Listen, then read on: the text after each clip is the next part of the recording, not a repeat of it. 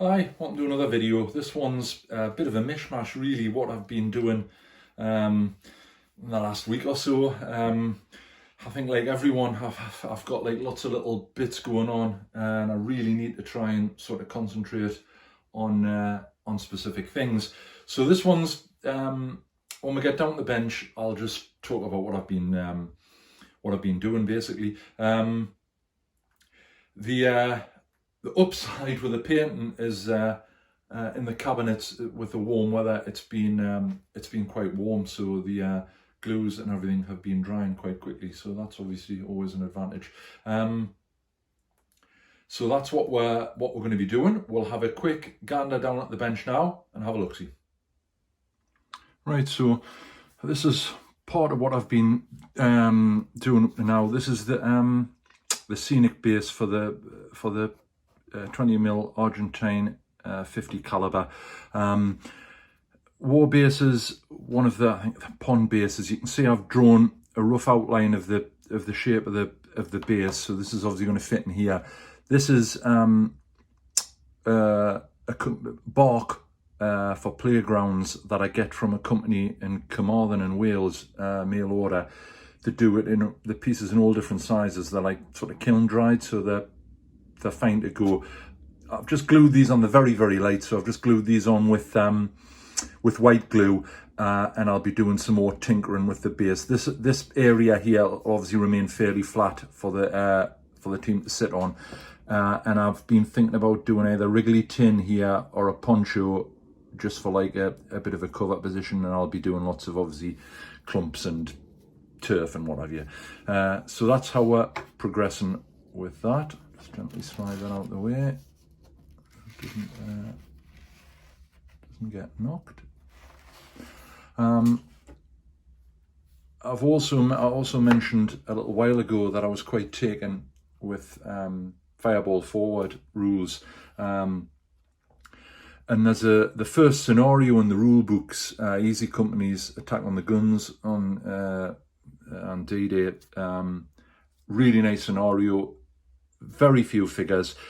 As I've mentioned before, I did it in 15, me and Alex decided to do it in 15mm just for out of cheapness. So these are the plastic figures. I think you've seen these guys before. So this is basically, apart from the guns, this is the whole German force.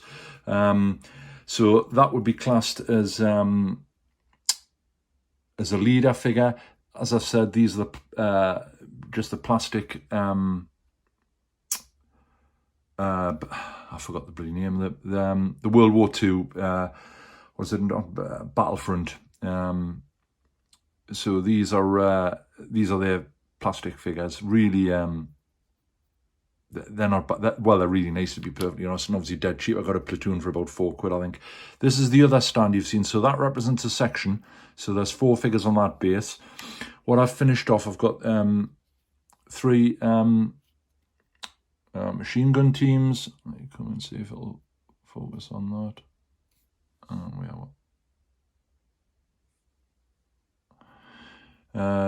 Really nice figures there on 25mm square. So got 3 machine gun teams. As I say, the paint up, I've just washed them, to be honest, but they paint up really nicely. They didn't take very long at all. And interestingly, you even got the 3 different teams in the pack I got, which I thought was quite good. Other stuff. So these 2 here, these are what they call rifle teams. So it's like a half section, just 2 figures on a base. One of them. And this guy here, there's quite a large variety in it, and interestingly, sort of ideally for Normandy, they've got doesn't want to focus, does it? They've got a mixture of Zeltbands and camouflage helmet covers on. There's a lot of Panzerfaust chucked about as well, and these are a couple of leaders that I was quite taken with in obvious leader positions. This guy's shouting.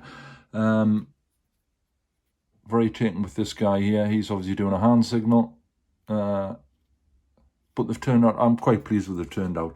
So got those done. They're just basically waiting to be put away. I got a pack of the Flames of War 105s. You get 4 105 guns in a box, plastic. The crew, probably, they're these resin ones. They're not to the same standard as these guys. Having said that, they're just for scene dressing, really.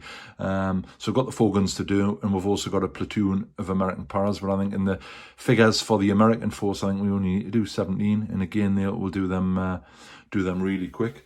So it's I'm quite looking forward to trying it out. And other things that I've been looking at, I've had a bit of a mishmash for the last few weeks. So obviously picked a copy of What a Cowboy Up at Salute. So just move this out of the way. I've dug out one with a great deal of terrain. This is one of the old foreground buildings, Rogan's Bar. I think whenever you look at the Facebook pages, I think the World and His Wife's got this building. I was going to change the name, but it's already on, so probably not. I've just basically banged it on a bit 2mm MDF just to tart it up a little bit. Obviously the bits come off as you're aware. So I've got that as a starter.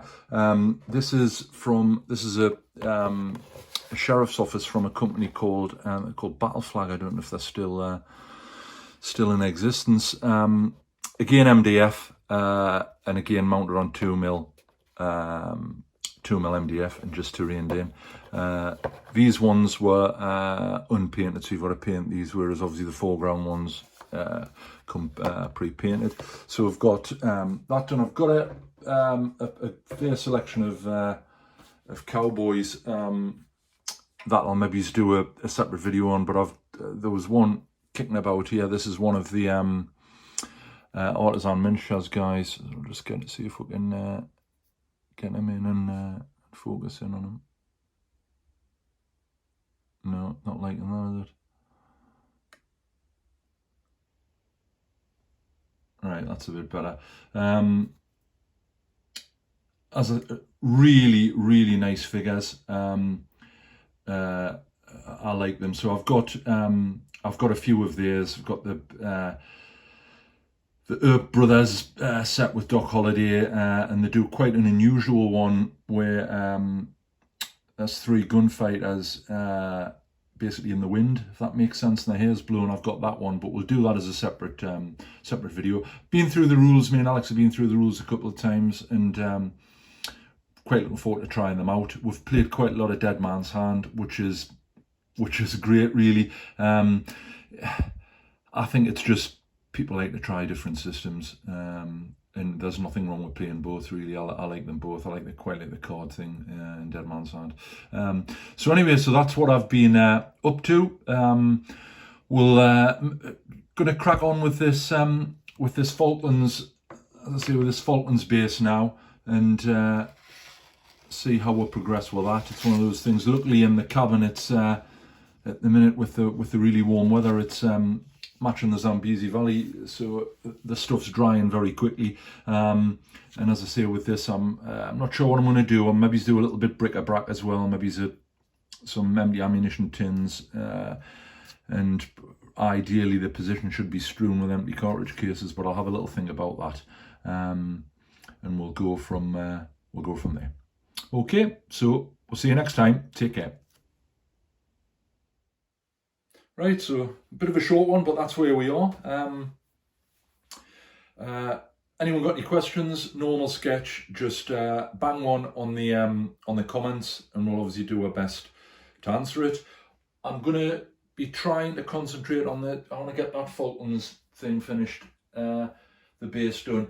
Out of passing, a little while ago, me and my wife were down on the beach, and I picked up a bit of driftwood, which my wife thought was a bit strange. However, when I looked at the bit of driftwood, I immediately thought of the long rocky spines of Mount Longdon and the Falklands.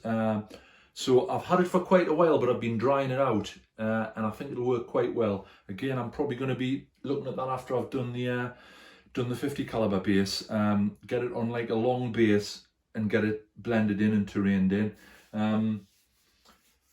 I'd be interested to know what you thought about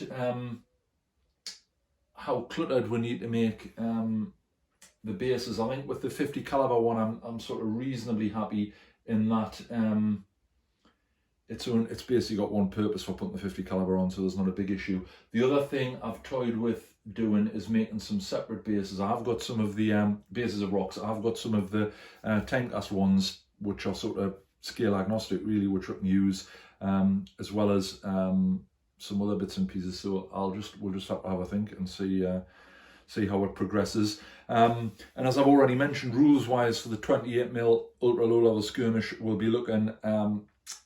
I've sort of quite set on Sangan, which is the second edition of Skirmish Sangan. I've got a playtest version of the rules. They are downloadable.